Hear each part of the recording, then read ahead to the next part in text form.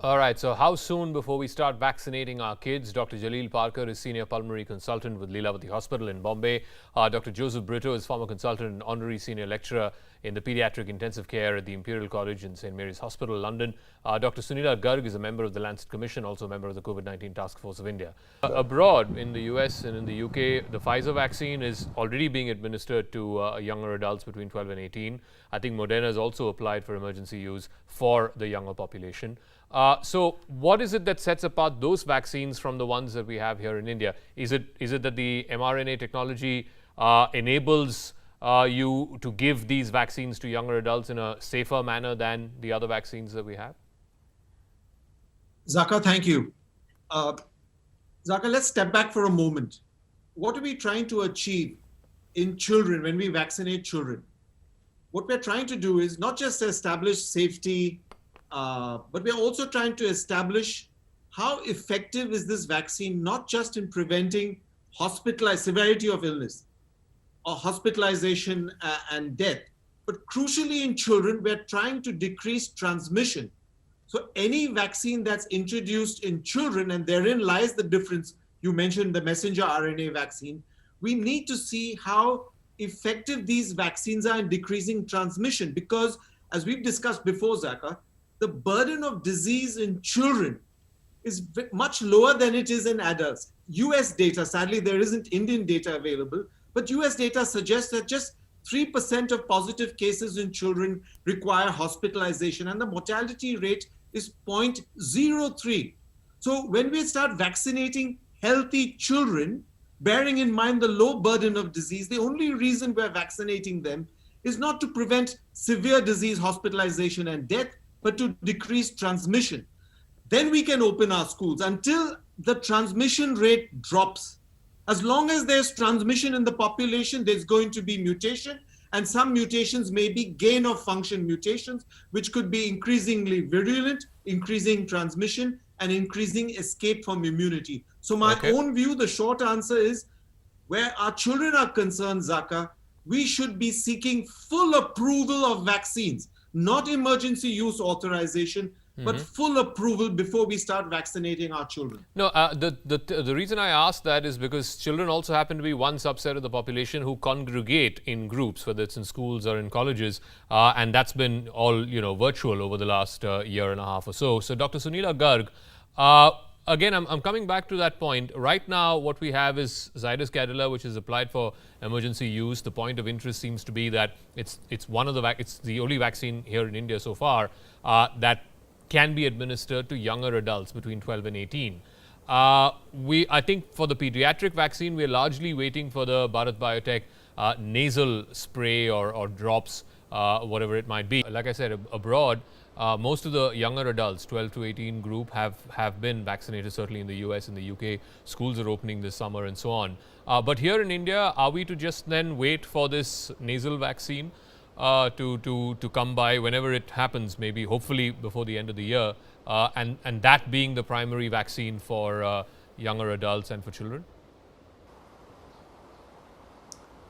Well, I think what Dr. Joseph Brito said, I totally endorse it and I agree with what he's saying.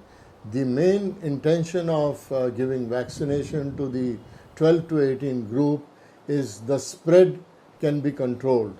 That is more important rather than the severity or the criticality which we are talking about. Because the time has come where children have to go to school, if not today, tomorrow. I think we are very much late in opening up schools, which is going to have a severe mental effect on them. So I totally agree that it is for to reducing the spread that we need to vaccinate the children as early as possible, so that the spread is not there and children are able to go to school. As regards to I don't think the 12 to 18 age group, they do have comorbidities, which I think was discussed earlier.